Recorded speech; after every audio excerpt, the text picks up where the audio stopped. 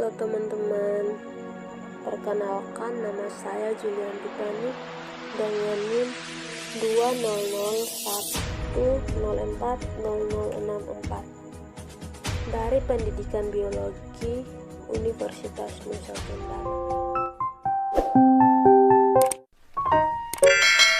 Di sini materi yang akan saya bahas mengenai ruang lingkup biologi. Sebelum itu, kita masuk pada kompetensi dasar 3.1, menjelaskan ruang lingkup biologi atau permasalahan pada berbagai objek biologi dan tingkat organisasi kehidupan melalui penerapan metode ilmiah dan prinsip keselamatan kerja. Yang kedua, 4.1, menyajikan data tentang objek biologi dan permasalahan biologi pada berbagai tingkat organisasi kehidupan sesuai dengan metode ilmiah dan memperhatikan dalam bentuk laporan. Kita masuk pada tujuan. Peserta didik dapat menjelaskan tentang ruang lingkup biologi atau permasalahan pada berbagai objek biologi dan tingkat organisasi kehidupan melalui penerapan metode ilmiah dan prinsip keselamatan kerja, dan menyajikan data tentang objek permasalahan pada biologi dan berbagai tingkat organisasi kehidupan sesuai dengan metode ilmiah dan memperhatikan bentuk laporan. Kita masuk pada indikator pencapaian kompetensi. Yang pertama itu adalah menjelaskan 4 karakteristik sains. Yang kedua, menguraikan tipe-tipe cabang ilmu biologi. Yang ketiga, membedakan setiap bidang dalam peran biologi. Dan yang keempat, menyebutkan langkah-langkah keselamatan kerja di laboratorium. Sebelum itu, kita masuk pada pengertian biologi. Biologi merupakan ilmu yang mempelajari tentang makhluk hidup, termasuk hewan, tumbuhan, dan mikroba.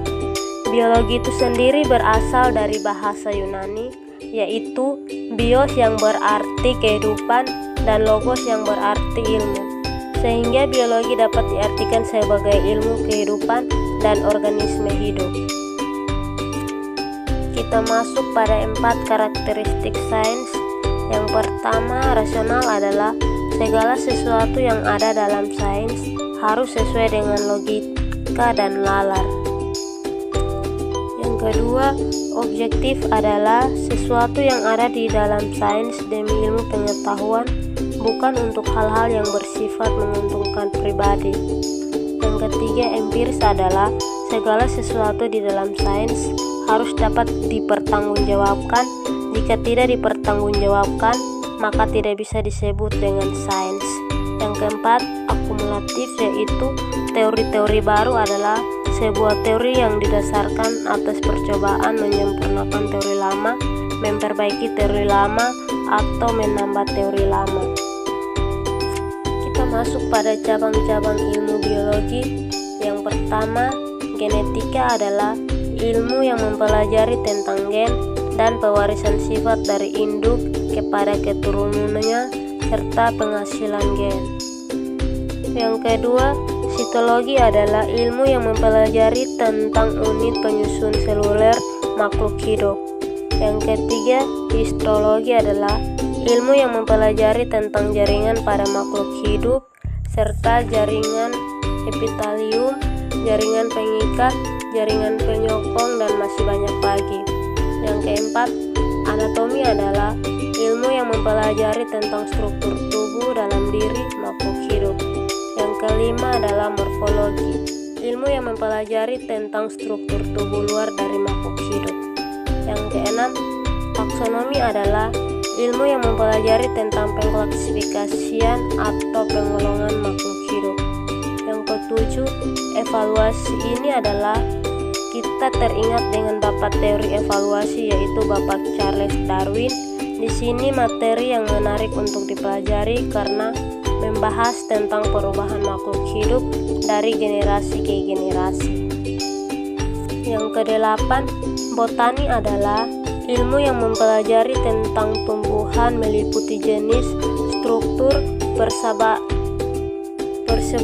dan klasifikasiannya. termasuk pada tingkatan ruang lingkup biologi. Yang pertama, molekul adalah gabungan dari 2 atau lebih unsur atom. Dalam ruang lingkup biologi, molekuler unsur yang dikaji meliputi pengetahuan tentang asam nukleat, lemak, karbohidrat, dan protein. Yang kedua, sel adalah sesuatu unit struktural dan fungsional dari makhluk hidup. Yang ketiga, jaringan terbentuk dari beberapa sel di mana sel-sel memiliki fungsi dan bentuk yang sama. Misalnya pada jaringan hewan, jaringan otot, dan jaringan tumbuhan. Yang keempat, organ terbentuk dari jaringan-jaringan yang memiliki fungsi tertentu. Misalnya pada daun, batang, dan akar yang ada pada tumbuhan atau organ yang ada pada hewan. Yang kelima, sistem organ. Sistem organ terdiri dari organ-organ yang saling bekerja dan berinteraksi. Misalnya sistem peredaran darah, sistem gerak, sistem perencanaan, dan sistem pernapasan. Yang keenam, organisme merupakan kumpulan dari seluruh sistem organ yang saling bekerja sama. Yang ketujuh, populasi adalah kumpulan dari individu yang sejenis. Yang kedelapan, komunitas merupakan suatu kumpulan populasi-populasi atau beberapa populasi yang meliputi suatu wilayah tertentu. Yang kesembilan, ekosistem merupakan persatuan antara komunitas dengan lingkungan. Yang kesepuluh, bioma adalah suatu kumpulan dari berbagai ekosistem yang membentuk suatu kesatuan ekosistem dunia atau global. Kita masuk pada materi yang terakhir tentang peran biologi dalam kehidupan.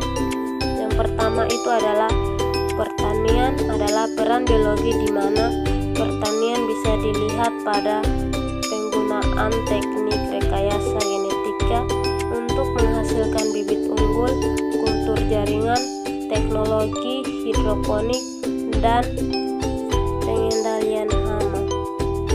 Yang kedua, industri itu sendiri bisa dilihat pada pemisahan logam dari bijinya dengan menggunakan bakteri, produksi protein sel tunggal, nata de coco, dan produk bioteknologi lainnya. Yang ketiga, kedokteran. Misalnya pada peran biologi bisa ditemukan pada teknik baik tabung, metode keluarga berencana atau KB, pencakokan organ, beda plastik, dan teori gen, termasuk pada farmasi.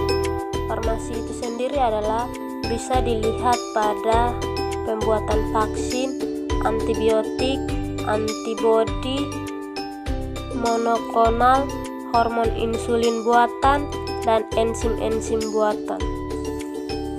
Demikian hasil materi dari saya. Sekian.